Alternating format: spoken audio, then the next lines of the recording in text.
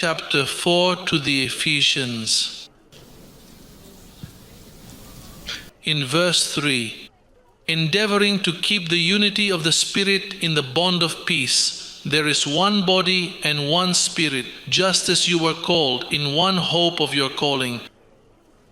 One Lord, one faith, one baptism, one God and Father of all, who is above all and through all and in you all. It says, let us strive for unity of spirit. Without the unity of the Spirit, we have nothing. We have talked a lot about the unity of the Spirit, of speaking the same thing, of thinking the same thing.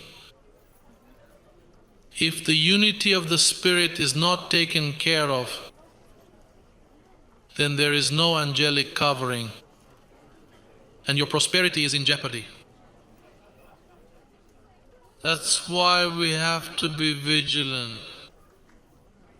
All of Brazil, every shepherd, each competent minister, solicit us to keep this unity. Otherwise, we gather to sing, but there are no benefits. The angelic cover only operates when it sees the unity of the Spirit. When you encounter a fellow believer who goes against our teachings, that brother is endangering your prosperity, is endangering your health, your well-being. And no one should play with that. That is why Paul says, be solicitous. You have to make sure that this unity is always there. All speaking the same thing. Submitted. Paul had no problem with the weaknesses of the brethren. On the contrary, he dressed them with more decorum. Paul had the clothes to cover, with more decorum to the weak, not knowing him in the flesh.